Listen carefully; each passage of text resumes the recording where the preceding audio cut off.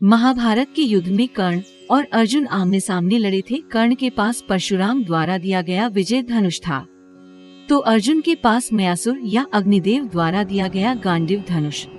दोनों के ही तर्कश में सभी तरह के दिव्यास्त्र थे, लेकिन कहते हैं कि कर्ण का धनुष अर्जुन के धनुष से कहीं ज्यादा बेहतर था। क्या ऐसा था? जानिए रहस्य। गांडीव धनुष अर्जुन के पास कैसे आया और इसे किस तरह बनाया गया, इस संबंध में 2-3 तरह की कथाएं प्रचलित हैं। कहते हैं कि दधीचि ऋषि की हड्डी से ये धनुष बनाया गया था, जबकि एक अन्य कथा के अनुसार ये कर्ण ऋषि की तपस्या के दौरान शरीर पर दीमक द्वारा बांबी बना दिए जाने के बाद उस बांबी में सुंदर और गठीले बांस उगाए थे। जब कर्ण ऋषि की तपस्या पूर्ण हुई तो ब्रह्मा जी की सलाह पर उस बांस से 3 धनुष बनाए गए। पिनाक, शार्ंग और गांडीव। गांडीव धनुष वरुण देव के पास था, जिसे उन्होंने अग्निदेव को दे दिया था। अग्निदेव ने अर्जुन को दे दिया था, जबकि एक दूसरी कथा के अनुसार खांडव वन में इंद्रप्रस्थ बनाने के दौरान ये धनुष मयासुर ने अर्जुन को देते हुए इसका इतिहास बताया था। जो भी हो, ये धनुष और इसका तर्कश चमत्कारिक या कहें कि दिव्य था। अर्जुन के धनुष की टंकार से पूरा युद्ध क्षेत्र गूंज उठता था। रथ पर सवार कृष्ण और अर्जुन को देखने के लिए देवता भी स्वर्ग से उतर गए थे। इस धनुष का तर्कश अक्षय था। इस तर्कश के बाण कभी समाप्त नहीं होते थे। कुछ बाण तो लक्ष्य को भेदकर वापस लौट आते थे। ये धनुष देव, दानव तथा गंधर्वों से अनंत वर्षों तक पूजित रहा था।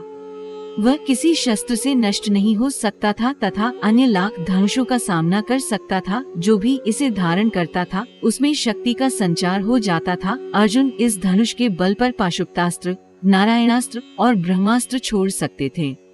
विजय धनुष धारण करने के कारण कर्ण को विजयधारी कहा जाता था। कर्ण का धनुष अर्जुन के धनुष से इसलिए श्रेष्ठ था क्योंकि जब वे तीर चलाते थे और उनका तीर अर्जुन के रथ पर लग जाता था तो रथ पीछे कुछ दूरी तक खिसक जाता था। उस वक्त श्री कृष्ण कर्ण की बहुत तारीफ करते थे। जब अर्जुन तीर चलाते थे तो कर्ण का रथ बहुत दूर तक पीछे खिसक जाता था।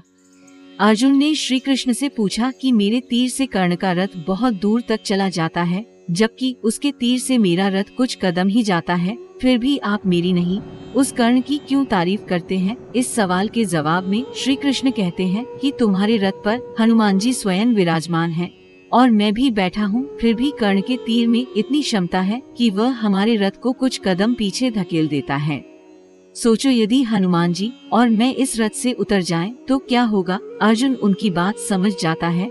कृष्ण ने ये भी कहा था कि जब तक कर्ण के हाथ में उसका विजय धनुष है तब तक तीनों लोकों के योद्धा एक साथ मिलकर भी कर्ण को नहीं हरा सकते हैं। कर्ण के धनुष में ऐसी खूबियां थी जो अर्जुन के गांडीव धनुष में नहीं थी। विजय एक ऐसा धनुष था कि किसी भी प्रकार के अस्त्र या शस्त्र से खंडित नहीं हो सकता था। इससे तीर छुटते ही भयानक ध्वनि उत्पन्न होती थी। कहते हैं कि कर्ण का विजय धनुष मंत्रों से इस प्रकार अभिमंत्रित था कि वह जिस भी योद्धा के हाथ में होता था उस योद्धा के चारों तरफ एक ऐसा अभेद घेरा बना देता था जिसे भगवान शिव का पाशुपतास्त्र भी भेद नहीं सकता था। मंत्रों से अभिमंत्रित होने के कारण उस विजय धनुष पर जिस भी बाण को रखकर चलाया जाता था उस बाण की ताकत उसकी वास्तविक ताकत से कई गुना बढ़ जाती थी। कहते हैं कि किसी धनुष के प्राण उसके प्रत्यंचा में होती है और विजय धनुष की प्रत्यंचा इतनी मजबूत थी कि उसे दुनिया के किसी भी अस्त्र और शस्त्र से नहीं काटा जा सकता था। कहते हैं कि इस धनुष का निर्माण विश्वकर्मा जी ने तारकासुर राक्षस के 3 पुत्रों की नगरी त्रिपुरा का विनाश करने के लिए किया था। इसी धनुष से भगवान शिव ने अपना पाशुपतास्त्र चलाकर 3 नगरियों का एक साथ ध्वंस कर दिया था। उन तीनों असुरों की नगरी के विनाश के बाद भगवान शिव ने इस विजय धनुष को देवराज इंद्र को दे दिया था। देवराज इंद्र ने इस अद्भुत और शक्तिशाली धनुष से कई बार युद्ध में असुरों और राक्षसों का विनाश किया था।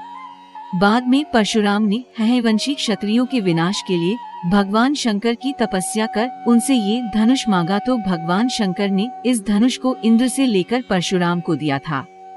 फिर जब कर्ण ने झूठ बोलकर भगवान परशुराम के यहाँ धनुर्विद्या और ब्रह्मास्त्र चलाने की शिक्षा ली और जब परशुराम को इसका पता चला तो उन्होंने कहा कि जब वक्त पड़ेगा तब तू ये विद्या भूल जाएगा। फिर बाद में परशुराम को दया आई तो उन्होंने ये विजय धनुष देकर आशीर्वाद भी दिया था कि तुम्हारी अमिट प्रसिद्धि रहेगी।